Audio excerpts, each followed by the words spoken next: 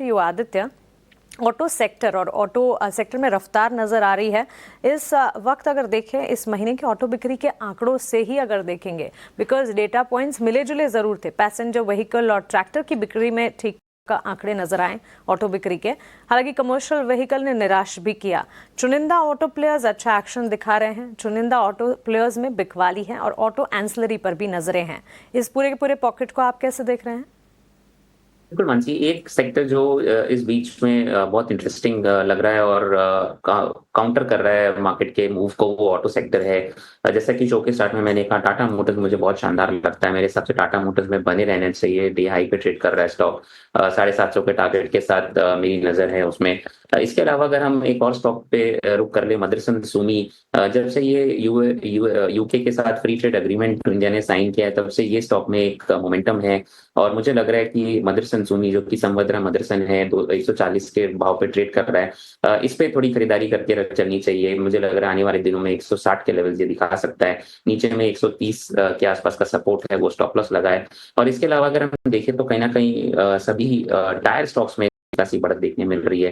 तो इसमें बालकृष्ण इंडस्ट्रीज पे मेरी नजर है। मुझे लग रहा है कि आने वाले दिनों में 2900 को टेस्ट कर सकता है। और नीचे स्टॉप लॉस इसमें 2650 का लगा है। तो बालकृष्ण इंडस्ट्रीज, मदरसन सुनी और टाटा मोटर्स, ये 3 स्टॉक्स में मेरी नजर है और बुलिश नजरिया है। ये 3 स्टॉक्स में आप खरीदारी करके चल सकते हैं। बालकृष्ण इंडस्ट्रीज और मदरसन सुमी। टाटा मोटर्स में 3% की तेजी के साथ इस वक्त हम ट्रेड्स देख रहे हैं। तेजी और ज्यादा बढ़ती हुई नजर आ सकती है। बालकृष्ण इंडस्ट्रीज और समिल यानी कि मदरसन सुमी पर भी नजर रखनी चाहिए। और सही कहा आदित्य, टायर स्टॉक्स में कल भी एक्शन था। सीएट, जेके टायर, सारे के सारे स्टॉक प्राइस में हम देख रहे थे अच्छी खासी मजबूती के बीच कामकाज। और आज के सत्र में भले ही गेन्स नहीं दिख रहे हैं, लेकिन अपने लेवल्स को इंटैक्ट रख रहे हैं स्टॉक्स। इनफैक्ट डाउनसाइड विजिबल होने पर एंट्री अपॉर्चुनिटीज भी बनती हुई जरूर नजर आएगी। आरती इंडस्ट्रीज, इस पर भी एक राय होनी चाहिए। Inline set of numbers Aarti industries के आते हुए दिखें। रेवेन्यू के फ्रंट पर ऑलमोस्ट 5-6% की गेन्स, लेकिन प्रॉफिट अगेन आरती इंडस्ट्रीज भी बायकॉन की ही तरह मुनाफे का आंकड़ा काफी आकर्षक रहा। महज 46 करोड़ के मुनाफे के मुकाबले 96 करोड़ का मुनाफा तिमाही आधार पर यानी कि क्वार्टर ऑन क्वार्टर बेसिस पर कंपनी के मुनाफे में जबरदस्त एक्शन देखने को मिला है।